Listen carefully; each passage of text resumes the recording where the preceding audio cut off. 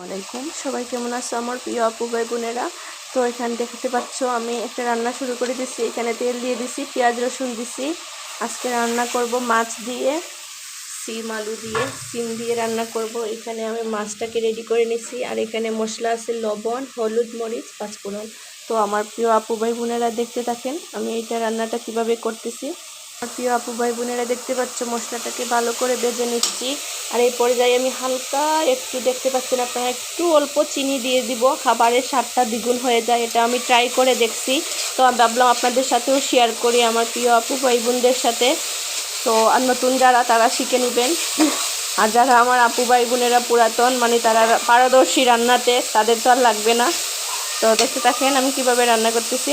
আপু ভাই বোনেরা এখানে দেখতে পাচ্ছ আমি এখন এই পর্যায়ে এই লবণ আর হলুদ, মরিচ, পাঁচফোড়ন মশলাটা দিয়ে দিলাম।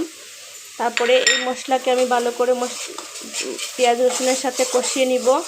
তারপরে আমি এখানে সিম আলুটা দিব। তো আপনারা দেখতে থাকেন। আমি আগে মাছটাকে একটু জাল করে ভেজে নিয়ে তারপরে মশলা থেকে উঠিয়ে নিব, মাছটাকে কষিয়ে নিয়ে। তো আপনারা দেখতে থাকেন আমি মাছটাকে প্রথমে কষিয়ে নিচ্ছি, তারপরে মাছ উঠিয়ে নিব, তারপরে সবজিটা দিব। দেখতে পাচ্ছ আমার প্রিয় আপু ভাই বোনেরা এখানে মাছটাকে জাল করে উঠাই নিছি কষিয়ে। এখন আমি সিম আলুটা দিয়ে দিচ্ছি, আপনারা দেখতে থাকেন। সিম আলুটাকে কষিয়ে নিয়ে তারপরে মাছটা দিব আমি।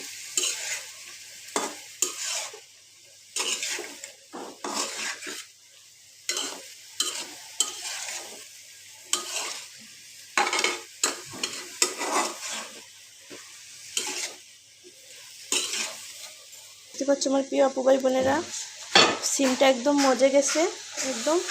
তো আমি এখানে একটু পানি দিয়ে দিব, তারপরে একটু জাল হলে মাছটা দিব। তো আপনারা দেখতে থাকেন।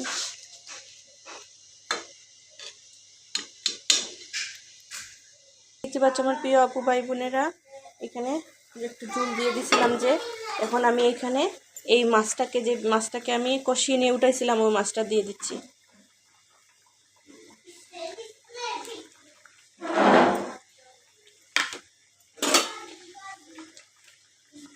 এক একদিন এক একভাবে দেই, কখনো ভাজি করে দেই, কখনো কাঁচা মাছ দেই, কখনো একটু মশলাতে কষিয়ে নিয়ে দেই, যেদিন যে এরকম ইচ্ছা করে ওই রকম।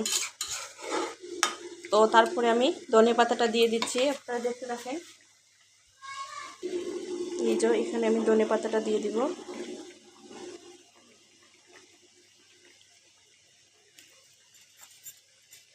দেখতে পাচ্ছ আমার প্রিয় আপু ভাই বোনেরা এখানে রান্নাটা আমার কমপ্লিট।